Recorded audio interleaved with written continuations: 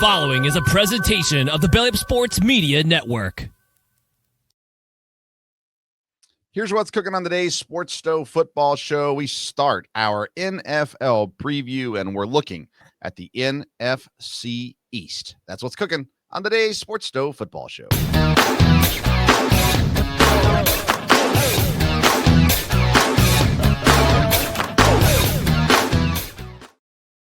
Welcome into an all-new edition of the Sports Stove Football Show, presented by Righteous Felon Jerky. Join the flavor revolution at righteousfelon.com and use the promo code STOVE15. You're going to get 15% off your purchase each and every time. Well, we're excited to turn the page from college football to the NFL for the next several weeks. We've just wrapped up our college football conference previews. So if you missed any of those, you can go back and get those on the Sports Stove Football Show podcast or on the Belly Up Sports YouTube channel.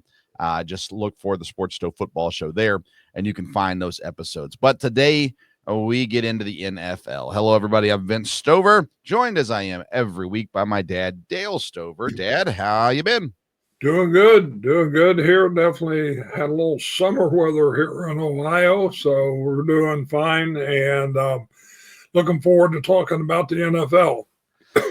Yeah, we've got several weeks now. Really, the next 8 weeks, we're talking about NFL conferences or divisions. Actually, we're going to go division by division, break down each team, take a look at our thoughts on the division for the year as far as who we think will win it, all of that good stuff as well, and look at some different specific players even within each of these teams as we preview each division throughout the year. So we're starting in the NFC East this week. And so we'll be looking at the Cowboys, the Giants, the Eagles, and the Commanders. And this conference or division is one of the more intriguing divisions, I think, in the NFL this year, being that you have the Super Bowl champions here, that you've got the up-and-coming, high-rising Washington Commanders right now. You've got the Cowboys, which always carries some amount of intrigue. And then you've got the Giants that have a coach on the hot seat and a rookie quarterback coming in with Russell Wilson and Jameis Winston on the roster also. So lots of things going on for all of these teams. Dad, we're going to go ahead and start the division preview with the Dallas Cowboys. And Dallas Cowboys have a new coach this year. Brian Schottenheimer takes over as the head coach. Clayton Adams, the offensive coordinator, and good old Matt Eberflus is the defensive coordinator in Dallas this year. And so with each of these teams, we're going to look at a breakout player, a make-or-break player. If they've got some depth chart battles, we'll look at those, and then we'll discuss win totals and ceilings and floors for them this season. So, Dad, we're going to start with breakout players or a breakout player for Dallas, someone that we think could have a breakout season this year in Dallas. And, Dad, I'll go ahead and let you kick us off with this one if you've got a breakout player for Dallas. Yeah, I've actually got two, I think. One would be on the offensive line, a young guy, Cooper Beebe. Yeah. I know he's a guy that would have real potential to solidify things on their offensive line and have a great year. And I think one of their, not their first wide receiver, but one of their wide receivers, Jalen Tolbert, has potential to look good this year too. So those are a couple that I had. Yeah, I went a little bit more obvious, I guess, with George Pickens, him coming over to Dallas here in the offseason via trade. CeeDee Lamb's clear-cut wide receiver one out here, and Pickens has never been opposite of a clear-cut wide receiver one yet in his young career. And so I think him coming over, first of all, there's expectation. Second of all, there is opportunity. And Tolbert also definitely has some opportunity there also. I looked at some of the other young guys. Jonathan Mingo, who came over from Carolina, intrigues me a bit too, but I just don't think he's going to really get the opportunities. Tolbert, a third-round pick in 2022, very well might. But for me, it's Pickens as the breakout just because he now has CeeDee Lamb opposite of him. He has the best quarterback, as long as he's healthy, that he's played with yet in his NFL career in Dak Prescott. And so there's opportunity galore for him. And so that's where I look at it. I say this is his chance to really show up and show out this year as a breakout player in Dallas. I like the pick of Cooper Beebe as well. He's a 3rd-round pick also last season. Looks to be the starting center, of course, in Dallas. They've spent some first-round capital on guys in the past too. Last year, Tyler Guyton comes over in 22. Tyler Smith. This year, Tyler Booker drafted in the 1st round. So they got a young but definitely a highly talented offensive line, and Cooper Beebe will be an important part of it for sure as well. So I don't mind those selections either. All right, let's go to make or break players. So our idea here is a player that's kind of on his last opportunity to prove that he's got what it takes so that he can have a long and storied career in the NFL versus maybe either a backup role or eventually out of the league soon from there. And I'll kick us off with this one, Dad. I've got tight end Jake Ferguson as my selection for the make or break player. He's in a position that needs to be successful. He was a 4th-round draft pick in 2022. His backup is a 2nd-round draft pick in 2023, and Luke Schoonmaker. And so when I look at Ferguson, first of all, he's got talent. In 2023, he had 71 catches, 761 yards, and 5 touchdowns. Last season, though, he only had 59 catches, 494 yards, and 0 touchdowns. Now, you can't blame him for injured quarterbacks, but that position needs to be better. And with having Pickens, with having CeeDee Lamb, with having a solid offensive line, to me, this is kind of the year for Jake Ferguson to either establish himself as the long-term tight end in Dallas or eventually just become another player on the roster versus a go-to guy in an offense. So I look at Jake Ferguson as a make-or-break player for Dallas this year, Dad. Who do you have? The guy I have is at a key position, and from what I have looked and what I have read, this guy has not proved to Dallas yet that he is the guy he can be. You mentioned him a little bit ago, and it's the left tackle Tyler Guyton. He is going to have to solidify himself because Dallas, has had great offensive lines, and they're obviously looking for that again and to protect Dak Prescott. And your left tackle is a key. So I think the potential is there for him, but from what I have read, he is going to have to establish himself as a dominant left tackle, or they're going to look for other options. That's a fair point. Even that draft pick seemed to be a little bit of a reach, in my opinion. When they drafted him, I thought maybe another round would have been wiser, but 2nd round versus 1st round. But that's where they ended up getting him. Dad, I like that. I like that pick as well. When we look at the Cowboys season upcoming, we see that out in Vegas, they have the win total at 7.5, which I thought was really, really low, even though I know this is a good division and, all that kind of stuff. 7.5 is a wildly low number in my opinion. But Dad, I don't know. We're going to talk about ceiling and floor here. When you hear the number 7.5, does it strike you as correct or low or high? How do you feel about it? I think it might be just a little low. When I first started looking at this, I thought I would have Dallas at a pretty high win total. And then when I looked at the schedule and started looking at teams they're definitely going to beat, and then, again, they play the NFC East plays the NFC North this year, and which could be a very, very good division. So you start looking at that. I think I have 7.5 being a little bit low, but I can see that also. Well, and they play the AFC West also. So they've got the Chiefs in there, the Chargers in there, the Broncos in there also. So, when I look at their ceiling and their floor, I'll start with their floor, I guess. I looked at their schedule, and Dad, I think their floor is 6 wins. I don't expect it to be that. I think they'll be higher than that. I think their ceiling is 10 wins. I think that's best case scenario for them in the regular season. So that's when I saw 7.5. I thought that's a little bit low. I'd be surprised if it's only a 7-win team. I see it more as an 8 or 9-win team at least. But I don't know. That's kind of the range. It's a broader range than some of the other teams we'll talk about tonight as far as the possibility of a lower win total versus a higher win total. Yeah, I had the ceiling at 10 like you did. I had the floor at 7. I don't think they're going to be lower than that. If I was going to pick the wins, it'd be about 9. And, you don't know if that's going to quite get you in the playoffs or not this year. So you'll see. They open the season, of course, against the Eagles, and they close the season against the Giants. So there you go. They do have a couple depth chart battles, I think, to pay attention to this year as well. First of all, we'll talk about the running backs. Javonte Williams comes over from Denver. Miles Sanders comes over from Carolina. And then they spend a 5th-round draft pick on Texas Longhorn Jaden Blue as well. If I had to guess, Javonte Williams will be the starter, and then Blue and Sanders will fight for snaps as the backups. But I think that's one that'll be fun to watch, see how the preseason goes, camp goes, things like that as well. And then the other one I've got is the on the edge. They bring in Dante Fowler, bring him in last year. He was in Washington.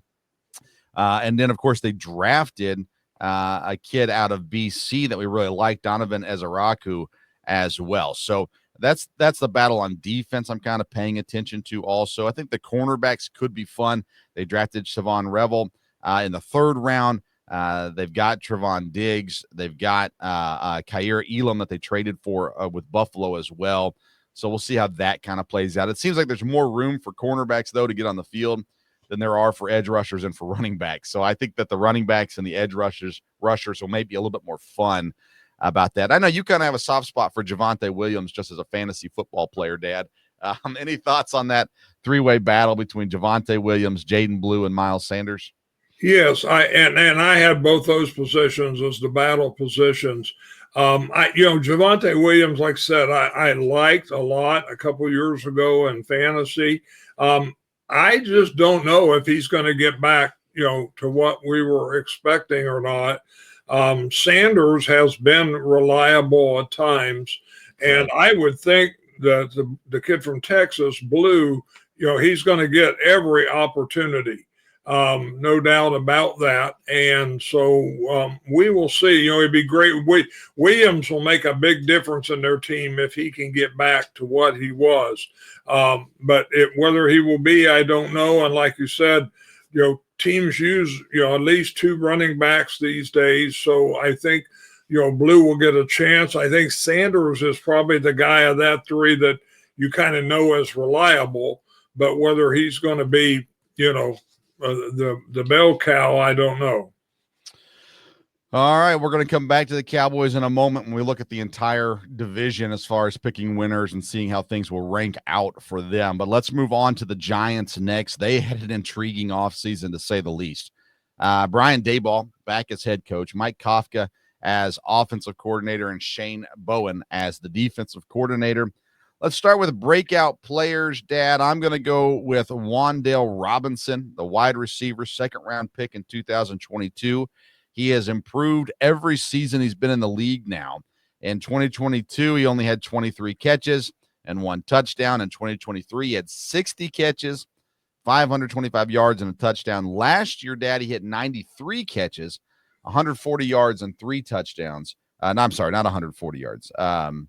Let's see here. Where did I see that at? I've got it written down wrong. Anyways, a bunch of yards and 3 touchdowns. When I look at this, Dad, I look at Wandale Robinson as a guy that's incredibly talented, super skilled, fast, can make, he's a playmaker ultimately. And we're going to see if the quarterback situation can work out for him. But with the improvement he had last year, I think this is the year that people will he'll be known around the league more so this year, because a lot of the attention will go to Malik Neighbors, of course. But I just think that he's the second best receiver on the team right now. So I'm intrigued to see how he does this year. He's my breakout player this year for the Giants. Who do you have? The guy I have is a guy they're expecting a lot of, and I think he will, and that's a tight end, Theo Johnson. Okay.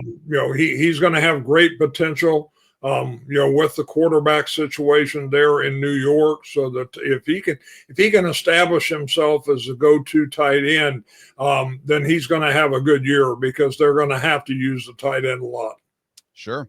All right, let's go to make or break players. I'm going to go to the defensive side of the ball for this one with Kayvon Thibodeau, who was the first round draft pick in 2022. Now, obviously, they went out and drafted in the first round his position this year in Abdul Carter, and he's coming up at the end of his rookie contract. So in 22, he had 49 tackles, 4 sacks, 2 forced fumbles. In 23, he had 50 tackles, 11 and a half sacks, and 3 forced fumbles. We thought it was all coming together, but then last year, only 28 tackles, 5.5 sacks, and 1 forced fumble for Kayvon Thibodeau. They've already are stacked there at the edge position. Brian Burns on one side, Abdul Carter now on the other. They have a 3-headed monster with Kayvon Thibodeau, but this could be the end of his New York career if he can't get back to what he was doing in 2023. So he's my make or break player for the Giants. Dad, who do you have? I have on the defensive side of the football too, because defense is going to be important for them, and it's a defensive tackle, Evan Neal. Okay. I think the defensive line is going to have to step up, and I think he's one of them there in that spot. So I got Evan Neal, the tackle. All right. Let's move along and let's get down to let's see. Let's go to the depth chart battles next. Depth chart battles, we're going to go with and by the way, I just want to clarify, Evan Neal's offensive tackle and not defensive tackle. So I'm sorry, that's correct. Yeah. I was thrown for a second, and then I was like, okay, no, hang on a second. I know he's talking about. Okay. Yeah. So just to clarify that for listeners, yeah, he's going to have to win a job. And not only win a job, then he's going to have to prove that he can hold that job afterwards for sure. Okay, let's go to depth chart battles. Again, I'm going to go to the offensive side.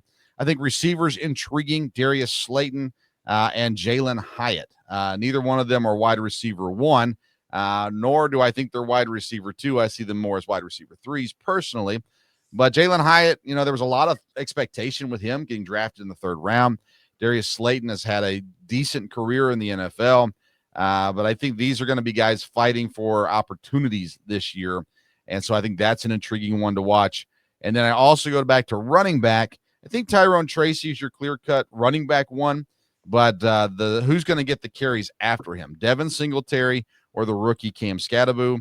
I think Thibodeau will win that one out, but I like Devin Singletary, actually. I think he's had an interesting career down in Houston. And so they'll be fighting for carries this season as well. So I think those skill players, Darius Slayton and Jalen Hyatt at the wide receiver, Singletary and Thibodeau at running back. Any thoughts on depth chart battles in New York? Yes, and I had the same thing for wide receivers. That's going to be important with those two guys. And, of course, I like Hyatt being from Tennessee, but he would have a chance, I think, to unseat Slayton, so we will see. The other one, I don't know that it's a battle, but it will be interesting just to watch the quarterback situation there. Sure. With the Giants. You figure it ought to be Russell Wilson, but, I read early that they liked, the quarterback they picked up, that he looked good in, the OTAs and stuff, which doesn't mean a whole lot. So right. I don't know that it's a battle, but I think everybody's going to have to keep an eye on the quarterback situation, and even through the first few games. Yeah, I think the question will be when does Jackson Dart start? He's going to start at some point this season. The question is when. And the general thought is that Russell Wilson was brought in for the purpose of keeping Brian Daboll's job, doing enough to keep his job, then have a rookie that give them some hope for the future. I don't know why they brought in Jameis Winston. Also, it seems like if you were going for Russell Wilson, you wouldn't have signed Winston, but nonetheless, they did. And so I think Jackson Dart gets starts. He may start earlier than later. I'm intrigued. I don't have faith in Russell Wilson. So let's talk about that with the win totals a little bit here. The New York Giants win total is at 5.5. I think it's well placed to a degree. I've got them over 5.5 because I had their floor at 6 and I had their ceiling only at 8. So a smaller floor to ceiling kind of here for the Giants, in my opinion. I'll explain my reasoning in a moment. But Dad, your thoughts on a 5.5 win total and kind of where you see the range for this team? I see the range between 6 and 3. is what I had there. I had them at about 5 wins. So again, when you just you look at the division they're in, it's always tough. They have a shot at division games, but they're going to have to win a couple of them, and that could be tough. And again, they've got the North, and like you said, the AFC West. So I think when you looked at their schedule, there's just a lot of guarantees you can see there. Yeah, no, for sure. I'm looking at their schedule right now, and I'm looking at like games like the Chargers, the Saints. They got to win the Saints game. But they need to win that Chargers game, the Broncos game, the Bears game. I could argue the 49ers game as well, the Raiders game, like those, the Vikings. They got to win those games, and then they've got to split some of these division games like you're talking about. And Dad, when we go back to the quarterbacks, I'm not sure what we've seen from Russell Wilson at all in the recent past that makes you believe he can win games in New York with this roster and against the teams they're playing against, compared to why not just take a shot with Jackson Dart. And it seems like the promises that were made to Russell Wilson is he's going to start. I don't know that they promised him how many games he's going to start, but if you're a Giants fan, I don't see how you have hope that Russell Wilson's going to do it for you. Well, Russell Wilson has potential, but he has not showed it, since he's left Seattle there. And the key is what you said with that roster. Yeah. In that situation, he doesn't have a lot to work with. Now he does have the experience. I think he'll have the leadership. He may get guys to rally, around him, but again, they got a tough schedule, so we'll see. Yeah, I mean, he's on his 4th team, and to me, that says something as a quarterback. If you're on your 4th team, you're clearly not it. And, I struggle with that a lot. With any sport, I look at that with Kevin Durant. He's on another team again, I think 5th team or something like that in the NBA, and it just says something about you. And for Russell Wilson, great career in Seattle, and had he just hung it up after Seattle, maybe he's a Hall of Fame player. Maybe he still is, but what he did in Denver was horrendous. Last season in Pittsburgh, I thought Justin Fields looked way better than him. And this year now he's in New York. So we'll see how it shakes out. I think you're probably looking 5 weeks in before you see Jackson Dart, but Dayball's going to do what saves his job. And if that's playing Wilson, he'll play Wilson. If that's playing Dart, he'll play Dart. I'd be surprised if we see Jameis Winston outside of injuries this year in New York as a starting quarterback. And by the way, I love Jameis Winston. So that's hard for me to say. All right. Let's go on to Philadelphia next. Obviously a phenomenal season for them last year. Nick Sirianni back at head coach, Kevin Patula at offensive coordinator, and Vic Fangio as the defensive coordinator in Philadelphia. Let's go to breakout players. Dad, do you have a breakout player you have listed? I have a cornerback, Keely Ringo. Yeah. They're going to have to, replace a little bit there at corner, and he's a young guy that have a lot of potential. So that's the guy I had there. Another guy I kind of want to give a shout out to. I don't know if you can call him a breakout because he's already been a starter, but I love it when an old Blue Raider makes it, and that's Reed Blankenship. He's had a good career there and, seems to solidify himself.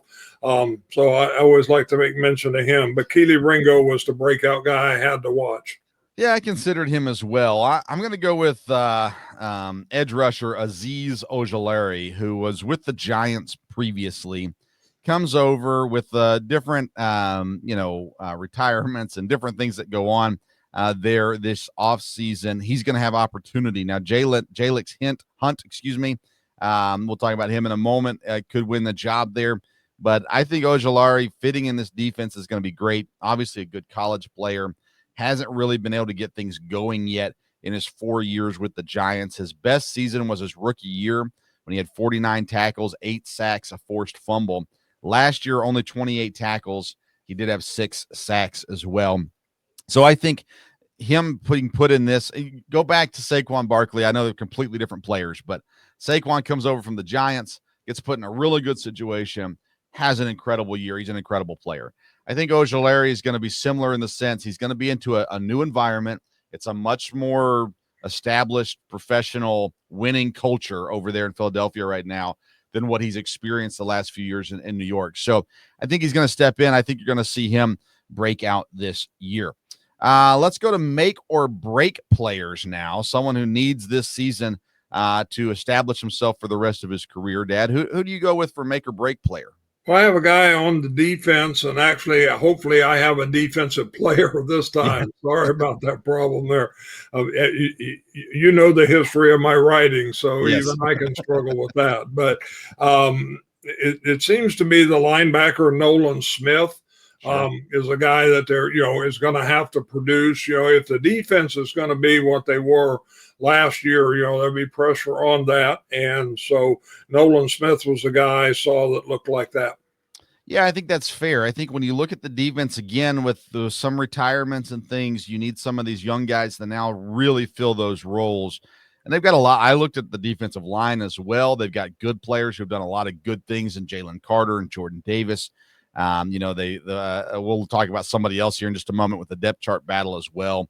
But I think Smith's a good one. Health is going to be an issue for this defense. Nakobe Dean is a guy I looked at also who's injured last season and hopefully be back at full strength. They drafted a guy and Jahad Campbell, though, that could fill his spot. So those young guys are important for sure. I went a little different with this one, Dad. When I look at make or break player this year, I'm going to go with a backup, which is kind of weird to do for a make or break. But I'm going to go with a backup running back, A.J. Dillon.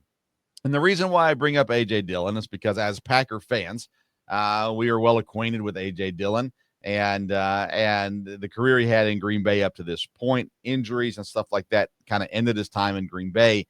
And I feel like this is a really important year for him. He's got a young guy there also in Will Shipley. But A.J. Dillon should be the number 2 running back. And this season will kind of determine how consistently he's going to get snaps for the rest of his career. If he does well this year, and he kind of just spells Saquon Barkley very well, then he's going to be a consistent running back too for the next few years. But he could very easily slide back the depth chart, and next thing you know, no one knows who A.J. Dillon is. So for me, it's a make or break year for A.J. Dillon.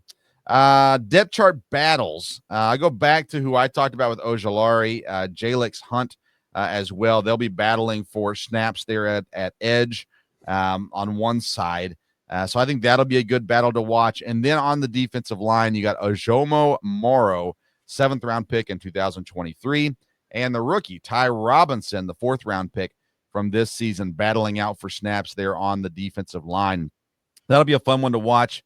I kind of expect Robinson to win that job, but I admit my Ojomo Moro film has not been watched. So we'll see how that one breaks down, but I think it'll be a good battle on the defensive side for starting position and snaps throughout the year. Dad, any thoughts on a depth chart battle? Yes, on the defense, I think opposite of Reed Blankenship, the other safety is kind of wide open, and there's, I think, several players, kind of vying for that. And they're going to, again, for the defense to be what it was, they've got some spots to fill. So the safety and another spot looks like, again, a super strong spot for Philadelphia last year was the offensive line, but there's a right guard spot they're going to have to get settled on and get filled there also. So those are a couple areas to see how that goes. Yeah, right guard Tyler Steen and Matt Pryor, I think, are the two that'll be really fighting for that job. On the defensive side, you got Sidney Brown, a 3rd round pick in 2023, and then in the 2nd round this year, they took Andrew Mukuba, in the 2nd round this year in the draft as well. So I agree with you. I think those will be good battles to watch. All right, let's go to win totals. Last year, Philadelphia was amazing. This year, their win total is 11.5. And Dad, I just think that's a spot on win total because I had their floor at 10 and their ceiling at 12. So anywhere in that 10, 11, 12 range, I think makes sense for Philadelphia this year. How do you feel about it?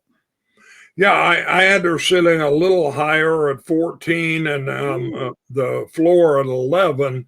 I just don't see them falling off a lot, but I don't see them going through, with an incredible record either. So I think they could get 13 wins, could be less than that.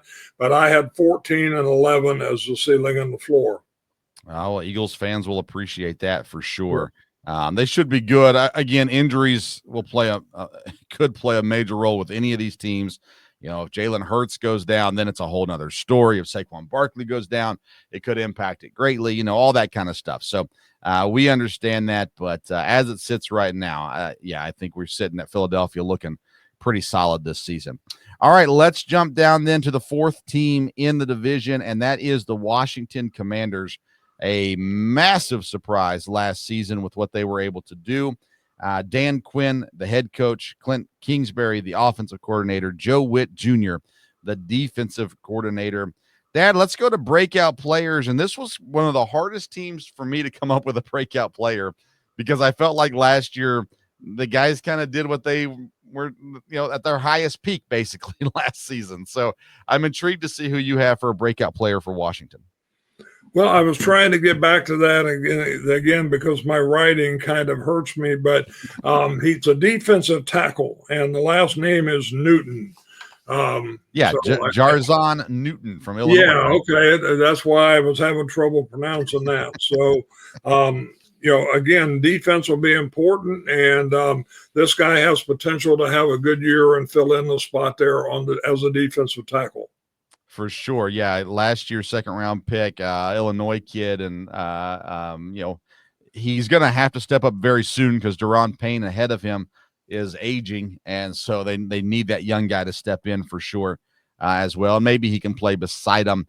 But I know they brought in some free agents there at that position as well. So we will see. I ended up going with a safety, Quan Martin. Last year, he showed improvement in his sophomore season with 87 tackles, 3 forced fumbles, and an interception. This year, they brought in Will Harris to play beside him back there at strong safety. Quan Martin is the free safety, and I think this is kind of his year now to really step up and have a breakout year again where you start looking at those end of the year, whether it's all, Pro Bowl or all pro teams, those kinds of things. Quan Martin could have a really, really solid year this year. All right, let's go to make or break player for the Commanders. Who do you have for that, Dad? And this one is really because of health issues and being able to stay healthy and play, and that's the cornerback, Marshawn Lattimore. He's going to have to stay healthy, and he's going to have to be a difference maker, or they're going to have to find another answer there. Yeah, I thought about him too, Dad. I think it's a good pick. I ended up going with Brian Robinson Jr., and this is a player, the running back. This is a player for me I have a hard time with. I was working on my fantasy rankings this week as they'll begin getting posted on the bellyupsports.com site next week. And he just was really low in my rankings. And I thought, man, I should have him higher than that. And I went and looked at all his stats and everything like that. He has been so consistent. Over the last 3 years, he's had 797 yards, 733 yards, and 799 yards. He's right there every single season. You can kind of know where you're going to get him. But to me, it's now or never for Brian Robinson. They've got this team that is built. They bring in Deebo Samuel. They add offensive linemen this offseason as well. Zach Ertz is aging. So you're looking at, stepping over the top now. Can you take over the top spot in the division? Can you get to the Super Bowl after an amazing playoff run into the playoffs last year? Now you come down, I look at Brian Robinson Jr., and I say it's time for him to be a legit running back one. He has been an average, which is not a bad thing. That sounds negative, but it's not. An average running back one. He needs to step forward now. He needs to be that 1,000-yard rusher. And I know that Jaden Daniels is going to take away from some of that. But he needs to be up there. He needs to make that next step forward and be a clear-cut running back one.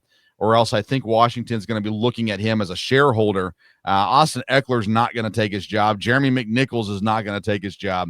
They don't have anyone currently on the roster that's really going to take his job. But they may be looking for someone next year in the draft or next year in free agency to get them over that next level. Because Brian Robinson Jr., if he doesn't do it this year, I think he's kind of missed his opportunity to do so at the NFL level. So he'll continue to be on a team. He'll continue to be getting snaps and carries, But if he doesn't hit that 1,000-yard mark this year, I'm afraid he kind of falls into running back 2 category versus running back 1 category. All right, let's talk about depth chart battles. You have anything that you're intrigued in with depth chart stuff for Washington? Well, they're going to have some offensive line battles to get the offensive line set. And of course, that's going to be a key, with the second-year quarterback there, with Daniels for sure. And I think there's a little bit of a battle for one of the starting cornerback positions too. Yep, that's what I had, Dad. Jonathan Jones and Trey Amos. Jonathan Jones, the veteran that comes over in free agency from New England, and Trey Amos, the second-round draft pick out of Ole Miss. And I think that's a really intriguing one to watch. Mike Sanderstill, last year's second-round pick, I think played well. Marshawn Lattimore, I think, has his spot pretty well locked down. So I think it's between Jones and Amos over there. And that's the battle that I'll be watching for as well. All right, win total. Last year, great season. So what's the expectation for him this year? Well, in Las Vegas, it's only 9.5.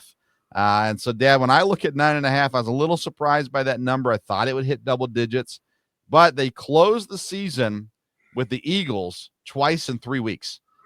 So that's a tough way to end the year. They have 4 conference games to close out the year, if I remember correct. But Dad, when you hear 9.5 and you kind of look at this team and you go, okay, where's their floor and where's their ceiling? How do you feel about that one? Yeah. Again, I think they'll have a little bit of a drop off, but to me, they're one of the scarier teams. They could just really be dominant this year. So, we will see. I had their ceiling at 12 and their floor at 8. From there, I had them at about 10 wins, which 9.5 would be just about right in that spot. So again, how will they do against the NFC, North teams? And again, you've got, Kansas City and different ones. So, and again, Washington really won't surprise people, but they do have a good coach. They've got a good quarterback. So that's about where I had them, arrange their 4 games from 12 to 8. Yeah, I'm close to that. I had 8 to 11. I think 11 is that, to me, that was kind of their topping point. I have them kind of at 10 is where I think they'll be. But like I said, they close with 4 straight division games. They have at the Giants, home against the Eagles, home against the Cowboys, and then at Philadelphia to end the year. That's a tough stretch because even though the Giants, we don't expect them to be great, by then Jackson Dart's the quarterback. And also, any division game is a tough game. I don't care what you say. Any division game is a tough game. So they've got a rough road there, especially in the second half. They don't have a super easy first half either. They've got the Giants to open, then the Packers, the Raiders, the Falcons, the Chargers, the Bears, the Cowboys. I mean, it's not going to be a fun road for them this season. And they have lost the element of surprise, and we talked about that before. As well. So how will they do with expectation? How will they do with everyone targeting Jaden Daniels? They obviously tried to do their part to go out this offseason and bring in Deebo Samuels, which he doesn't look like he's in the best shape of his life. But they still have Terry McLaurin. Hopefully Noah Brown's healthy. They drafted Jalen Lane. They've got some guys. They did make some improvements on the offensive line. Josh Connerly, the first-round pick. We'll see if St. Cosme's healthy to start the season as well. So Laramie Tunsil, obviously a huge addition this offseason as well. So, yeah, I'm intrigued by it, Dad. I do like their staff, and I think that, they got obviously Jaden Daniels is amazing. So can he stay healthy? Can he make it the next step? Because remember, C.J. Stroud as a rookie, really good. As a sophomore, not as good. So what will Jaden Daniels look like in year 2? Is a massive question mark. All right, when we look at this division, Dad, I think I know how it's going to shake down, but talk to me about order. How do you think the division shakes out? Yeah, I mean, I think Philadelphia is the favorite by far in the division, no doubt about that. And I think Washington would be second, and then Dallas, and then the Giants. I think the Giants are definitely at the end. And I do think Washington is for real and on the upswing. But again, like any division, it's tough with division games. And, especially this division, you get to the Cowboy the Dallas-Washington games. You just never know how that's going to go. And we will see. Philadelphia, won the Super Bowl. Sometimes it's been tough the next year. So, again, like you said, one or two injuries and it changes everything in Philadelphia. But I think looking ahead, I think Philadelphia, Washington, Dallas, and New York would be the way to go. Yeah, I've got the same order, but I go back to that injury thing in Philadelphia. If Jalen Hurts goes down, you do not have the person in place to take you over the top. You just don't. Tanner McKee, he's not going to take you over the top. Kyle McCord, he's a rookie. Maybe he's great. We'll figure it all out, I suppose. But I don't think he's the one to take him over the top. They also brought in Dorian Thompson-Robinson from Cleveland, too. So those guys can't do it like Jalen Hurts can do it. So when I look at it, I go, I think preseason, you look at it and go, yeah, Philadelphia 1, Washington 2, very close behind, Dallas number 3, and New York number 4. But man, if you get Jalen Hurts go down, let's call it week 6, then I immediately flip it over to Washington and as the number 1 team. So yeah, that's the way I have it as well. I'm terrified for Philadelphia's depth, especially I think at running back and at quarterback are dangerously low on depth right now. And so obviously AJ Brown and Devontae Smith are really good at wide receiver. Johan Dotson has played well last season as well. They bring over Terrace Marshall. They've got some guys, but you lose your starting quarterback on any team, you're probably in trouble for the most part, unless you're the Giants. You're in trouble if you lose your starting quarterback. So that's the way to break it down. So that's the NFC East. Feel free to share your comments on what you think about the NFC East. Well, how will you think it'll break down and who your breakout players or make or break players are this season as well.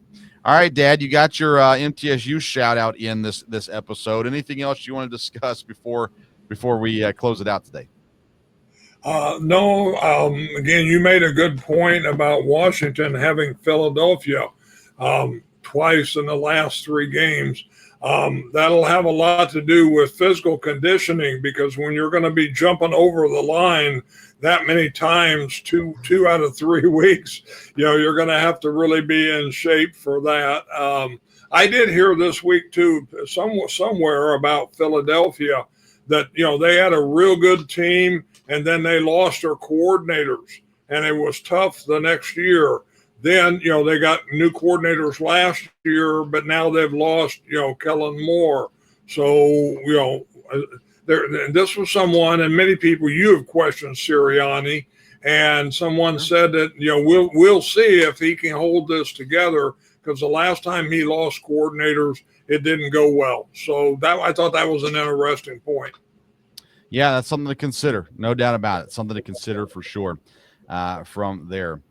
All right. Very good. I think that's all we're going to cover then today. We'll be back next week with another division for you. We'll probably be on a different day next week, Dad. We haven't talked to you about that yet, so we'll announce that on Twitter in the upcoming days as well. But 4th of July coming up this next weekend. Hopefully you get to celebrate and enjoy as well. And, of course, lots of stuff going on. If you want to follow more content, you can follow us on social media at Sports Stove.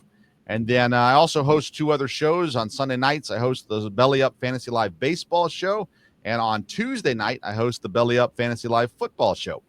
So if you're intrigued by fantasy baseball or fantasy football, make sure you check those out on the Belly Up Sports YouTube channel as well. All right. We sure appreciate you following us tonight on the Sports Stove Football Show. Check out Righteous Felon Jerky at righteousfelon.com with the promo code STOVE15 for 15% off your purchase. Until next time, we'll see you around the Sports Stove.